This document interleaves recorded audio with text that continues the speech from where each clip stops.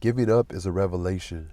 I give up and will have been the human person. It is only in the worst of my condition that that condition is taken up as my destiny. Existing demands of me the great sacrifice of not having strength. I give up, and all of a sudden the world fits inside my weak hand. I give up, and onto my human poverty opens the only joy granted me, human joy. I know that, and I tremble. Living strikes me so, living deprives me of sleep. I climb high enough to be able to fall. I choose, I tremble, and give up, and finally dedicating myself to my fall, depersonal, without a voice of my own, finally without me, then does everything I do not have become mine. Then does everything I do not have become mine. I give up, and the less I am, the more I live. The more I lose my name, the more they call me. My only secret mission is my condition.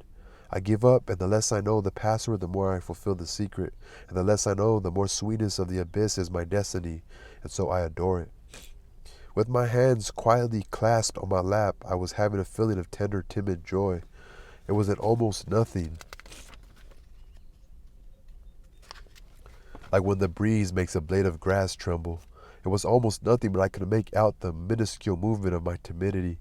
I don't know, but with distress, idolatry, I was approaching something, and with the delicateness of one who was afraid. I was approaching the most powerful thing that had ever happened to me, more powerful than hope, more powerful than love. I was approaching something I think was trust. Perhaps that is the name, or it doesn't matter. I could also give it another. I felt that my face in modesty was smiling, or perhaps it wasn't. I don't know. I was trusting. Myself, the world, the God, the roach, I don't know. Perhaps trusting is not a matter of what or whom. Perhaps I now knew that I myself would never be equal to life, but that my life was equal to life. I would never reach my root, but my root existed. Timidly, I let myself be pierced by a sweetness that humbled me without restraining me. Oh God, I was feeling baptized by the world. I had put a roach's matter into my mouth and finally performed the tiniest act. Not the maximum act as I had thought before, not heroism and sainthood, but at last the tiniest act that I had always been missing. I had always been incapable of the tiniest act. And with the tiniest act, I had deheroized myself. I who had I who had lived from the middle of the road had finally taken the first step along its beginning. Finally, my casing had really broken, and without limit I was. Through not being, I was. To the ends of whatever I was not, I was. Whatever I am not, I am. All shall be within me if I shall not be, for I is just one of the instantaneous spasms of the world. My life does not have a merely human meaning. It is much greater, so much greater that as humanity goes, it makes no sense.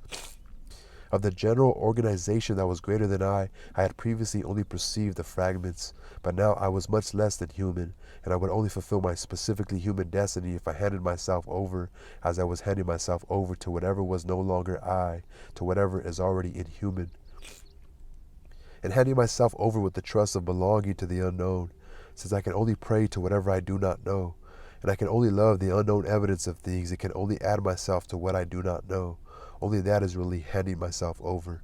And such handing over is the only surpassing that does not exclude me. I was now so much greater that I can no longer see myself as great as a far-off landscape. I was far off, but perceptible in my furthest mountains and in my remotest rivers. The simultaneous present no longer scared me. And in the furthest extremity of me, I could finally smile without even smiling. At last, I was stretching beyond my sensibility. The world The world independed on me. That was the trust I had reached. The world independed on me. And I am not understanding whatever it is I'm saying. Never, never again shall I understand anything I say. Since how could I speak without the word lying to me? How could I speak except timidly like this? Life just is for me. Life just is for me. And I don't understand what I'm saying. And so I adore it.